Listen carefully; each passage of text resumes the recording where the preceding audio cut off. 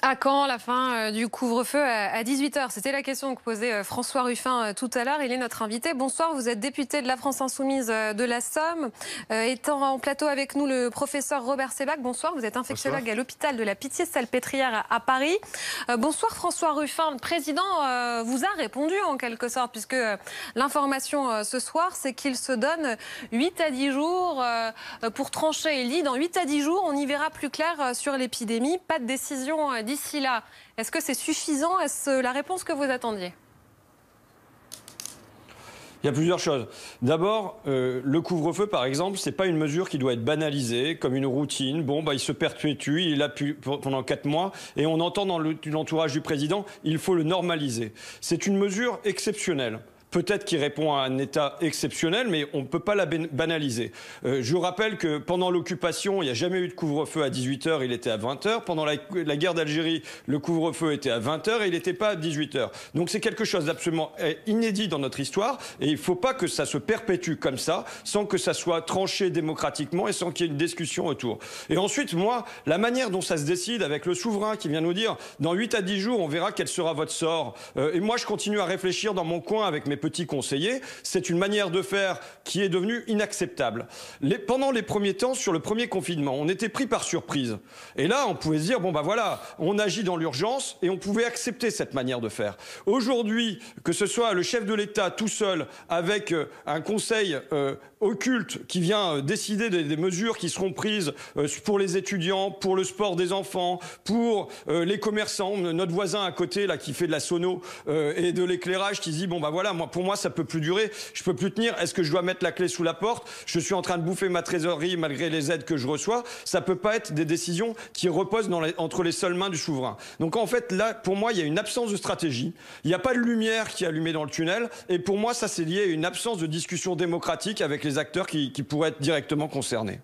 C'est-à-dire que vous voudriez une date, que le président dise tel jour on va sortir du couvre-feu, mais vous savez bien, il est impossible de prédire. Pour l'instant, l'épidémie n'est pas encore maîtrisée. Il avait donné un cap, il avait dit à 5000 cas par jour, on pourra sortir des mesures restrictives. Toujours est-il qu'on n'y est pas aujourd'hui. Mais en tout cas, le cap, l'horizon, la direction, il n'y en a pas. Il n'y en a plus. Est-ce que le vaccin est l'arme miracle qui doit nous permettre de faire ça? Ils disent que oui. Bon, s'ils disent ça, à partir de quel moment, de quel pourcentage de la population qui est vaccinée, à partir du moment où on a quel pourcentage des plus de 65 ans qui sont vaccinés, on peut se remettre à vivre un peu plus normalement. Il n'y a aucun indice qui nous est donné de ce côté-là. Il n'y a aucune ouverture qui est faite pour nous dire voilà la direction qu'on prend. Là, il y a plus de 600 scientifiques qui ont mis sur la table une stratégie zéro Covid en disant que, par exemple, il fallait utiliser les tests qui peuvent être faits à partir des eaux usées, qu'il fallait voir comment on pouvait utiliser les masques FFP2, qui proposent des outils pour une stratégie. Là, on est dans le zéro imagination. C'est juste, vous savez, j'entends le rapporteur du projet de loi état d'urgence, qui est un médecin qui intervient à l'Assemblée nationale, monsieur Jean-Pierre Pont, qui nous dit, bon, si vous voulez, le confinement, c'est un espèce de robinet. Quand il y a trop de cas, on ferme le robinet. Quand il n'y a pas assez de cas, on l'ouvre. Donc finalement, le seule mesure qu'ils ont et qu'ils utilisent maintenant depuis 1 an, mais sur les 6 derniers mois, ça me paraît particulièrement criant, c'est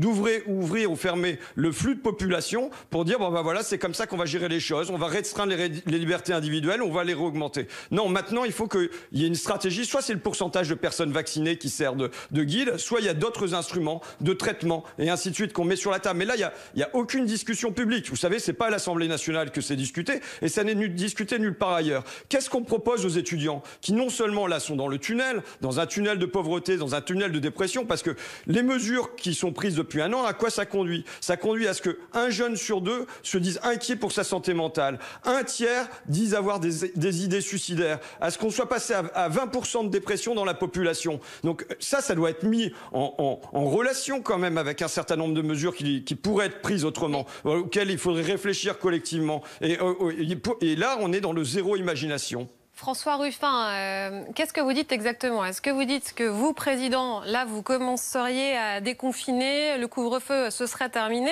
Ou vous dites juste, il nous faudrait une grille de lecture, si tel ou tel indicateur est rempli, il se passe ceci?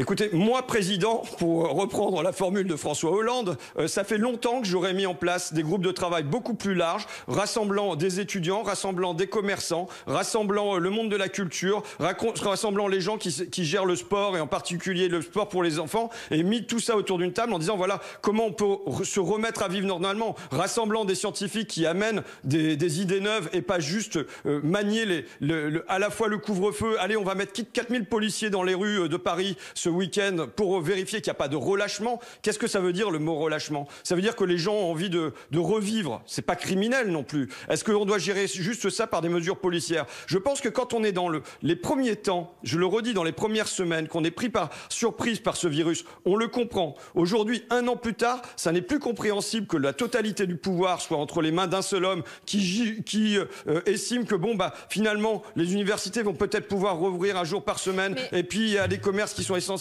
d'autres qui ne le sont pas, et ainsi de suite. Ça n'est plus comme ça que ça peut être géré. Mais François Ruffin, vous reconnaissez que la situation est quand même assez compliquée.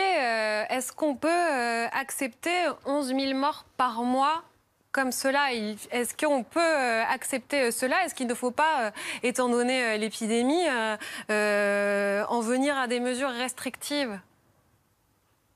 Mais les mesures restrictives, on les a depuis 1 an. Maintenant, simplement, je dis, ça ne peut pas être une décision qui repose entre les mains d'un seul homme. Vous savez, il nous a dit, nous sommes en guerre. Et il nous a fait une longue comparaison avec la guerre de 14-18, où il y avait ce qu'il y a eu pendant 6 mois, ça a été la dictature de l'état-major. Pendant 6 mois, on a accepté que l'état-major ait la totalité des décisions parce qu'on pensait que ça serait une guerre brève. Et au bout de 6 mois, la démocratie s'est remise à fonctionner et on n'a plus laissé tout ça entre les mains de l'état-major. Ce que je demande, c'est la même chose aujourd'hui. On n'est plus dans une guerre qui est courte, on est dans une guerre qui est longue. Et donc, il n'y a plus de raison que tout le pouvoir s'est laissé entre les mains d'un état-major qui, en plus, ne sait pas ce qu'il fait, qui prend des décisions inefficaces, il faut quand même le rappeler, sur les masques, sur les tests, sur les vaccins. Il n'y a pas de stratégie vaccinale. Là, par exemple, aujourd'hui, on pourrait nous dire à partir de quel pourcentage de la population française vaccinée, c'est bon, on peut se relâcher, comme ils disent. Non, ça ne nous est pas du tout dit. Est-ce qu'on peut nous dire pourquoi on n'utilise pas la licence d'office, pourquoi on n'utilise pas la réquisition pour produire en France davantage de vaccins plus vite? Non, ça n'est pas du tout dit. Le seul outil qu'ils ont, c'est de se montrer comme des fauves face aux citoyens en lui disant « sors pas après 18 heures, fais bien ton attestation ». Peut-être que ce sont des mesures qui peuvent être utiles pendant un temps, mais aujourd'hui, il faut faire preuve de davantage d'imagination et mettre des tas d'autres mesures sur la table. Je le redis, aujourd'hui, il y a plus de 600 scientifiques qui ont mis sur la table un programme zéro Covid pour l'élimination du Covid. Alors, on peut discuter, on peut dire c'est pas sérieux, il y a des choses qui sont pas faisables à l'intérieur et tout ça. Il est trop tard. Mais il est trop tard pour la stratégie zéro Covid, c'est ça le problème. Restez avec nous, François Ruffin. Je voulais me tourner justement vers un médecin, s'il vous plaît. Est-ce qu'on peut se tourner vers... Vous restez avec nous. Je vous réponds quand même. D'accord, bon. Je vous dis quand même, il n'est pas trop tard. Ça fait 1 an que ça dure. Et ça va peut-être encore durer pendant 1 an. Donc on a le droit d'avoir une stratégie qui ne soit pas de la semaine à la semaine, mais qui nous permette d'ouvrir notre regard sur l'été, l'automne, et comment on va s'en sortir avec ça, comment on va permettre aux gens de respirer à nouveau. Le professeur Robert Sebag est avec nous, infectiologue à l'hôpital de la Pitié-Salpêtrière à Paris.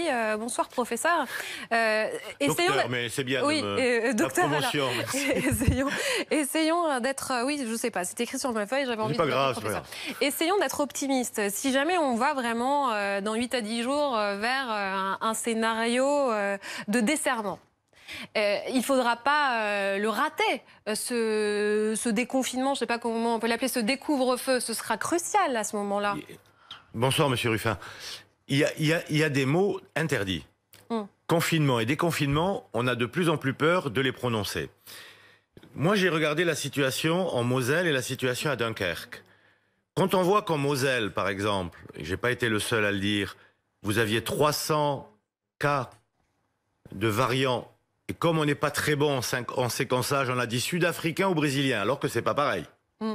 Dunkerque, variant anglais, 80%, avec des taux d'incidence, parce que le gros problème, c'est l'hétérogénéité, avec des taux d'incidence qui étaient à 300, 400, 500. Et là, on n'a pas modifié les vacances des enfants, alors qu'à 5 jours, on aurait pu dire on ferme les écoles. On a apporté 2000 doses, qui étaient un peu ridicules, de vaccins. et on n'a pas confiné, entre guillemets, au niveau territorial. Alors, quand je vois cette situation, si vous voulez, quand nous voyons cette situation, on dit, bon, ben, on confinera plus jamais. Parce que si là, on ne prend pas des mesures radicales, on n'en prendra jamais. On n'en prendra jamais, on en prend très très peu. Monsieur Ruffin a raison de parler des eaux usées. On a vraiment un outil exceptionnel. C'est le projet Aubépine qui permet, si vous voulez, même d'anticiper l'arrivée de l'épidémie, l'arrivée de contamination. On sait qu'à Marseille, les pompiers font un super... On peut arriver à isoler une ville, une maison, un quartier, un village. Et là, on pourrait... Alors là, il y a des mesures. On pourrait tester tous les endroits où on a trouvé l'ARN viral dans les eaux usées. On teste tout le monde. Et là, on isole activement. Ce qu'on n'a pas fait. Moi, j'ai fait des notes là-dessus. Alors, on a apporté en Moselle, on a demandé aux pompiers de Marseille de venir pour faire un petit peu au niveau des eaux usées. Alors après, dès qu'il a fait froid, on a dit, oh là là, il fait froid, les gens vont être chez eux, ça va être extrêmement, extrêmement dangereux parce qu'en milieu clos, c'est pas ventilé.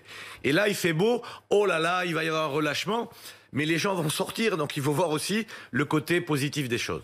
Et puis, là où il y a vraiment un problème, et nous on le voit avec nos patients, il y a un problème d'acceptabilité des mesures aujourd'hui. Et donc ça doit être pris en compte. Je veux dire, les problèmes, si vous voulez, de dépression, d'anxiété, d'insomnie que nous voyons, ils sont de plus en plus importants. Le problème des jeunes aussi, parce que les personnes nous voyons à l'hôpital, moi je vois pas beaucoup de jeunes, mais les personnes me parlent de leurs enfants, de leurs petits-enfants, et là il y a un sujet majeur, et c'est pas simplement en disant vous avez 1 euro, il y a la notion de perspective. Et puis, vous savez, tout ce qui est pris aujourd'hui, toutes les mesures qui sont prises, enfin on le répète depuis longtemps, c'est pour ne pas faire exploser notre système hospitalier. Oui. Tout est fait là-dessus. Et donc on regarde, alors comme le lait sur le feu, ah là là, 3400 en réanimation, il y a 5000 places au départ, ça n'a pas augmenté malheureusement depuis plusieurs mois. Et quand on dit il y a une pression de 60 à 70% en réanimation, ça ne veut pas dire que les 30% ils sont libres. Parce que demain on a un accident de la route, on a un infarctus, un diabète décompensé, on les met où ? Il y a une autre pathologie. On ne parle pas de la pathologie hors Covid. Oui, mais on en parlera. On va en parler dans un instant. Et déjà, on vient d'en parler. Merci à vous, docteur.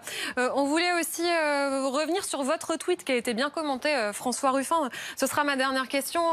Coincé à Paris pour cause d'assemblée et puis aucune boutique ouverte avec le couvre-feu. Obligé de me raser avec le liquide vaisselle. Il n'a pas forcément été bien compris, ce message ? Il est drôle en tout cas. Il n'y a pas de problème avec ça. Vous savez, voilà, vous savez, l'humour n'est pas interdit même par temps de Covid. Et je voudrais dire en réaction avec ce que disait le médecin, c'est qu'il y a dans ce pays une immense intelligence. Sur les eaux usées, sur tout ça, comme il le signalait, on a des scientifiques, on a des chercheurs dans plein de domaines. Et ce que je vois, c'est parce qu'on a concentré les décisions au sommet entre les mains de quelques hommes, on se prive de toute cette intelligence pour le pays, ce qui amène à des décisions complètement aberrantes et qui deviennent de plus en plus insupportables. Et ce que dit encore ce médecin, c'est qu'il faut bien mettre aussi la vie, les vies épargnées, mais aussi la vie sociale. Et qu'est-ce que ça produit sur les individus quand ils peuvent plus sortir de chez eux? Moi, vous savez que je me rase avec du liquide vaisselle une journée, peu importe. Mais en revanche, je pense à tous les gamins qui font plus de foot, qui font plus de hand, qui font plus de sport. Il y a des pubs sur votre antenne pour lutter contre l'obésité. Moi, je reçois des messages de personnes qui me disent voilà, avant j'allais dans les salles de sport pour perdre du poids, j'avais vaincu mon obésité, je suis en train de regagner du poids. J'ai des messages de mères de famille qui me disent je ne peux plus faire mes courses le soir à 18h parce que je dois directement récupérer mes gamins et donc il faut que je me presse à les faire entre midi et 2 alors que c'était mon temps de respiration. Donc tout ça, ça doit être pesé et ça ne peut pas être laissé entre les mains d'un seul homme. Il faut que les gens ils puissent avoir des lieux de débat, des lieux d'expression, des lieux d'intelligence collective et que tout le pouvoir ne soit pas laissé comme en 14 pendant 6 mois entre les mains de l'état-major, mais comme en 14 que ensuite la démocratie retrouve un peu d'ampleur pour se fixer des buts.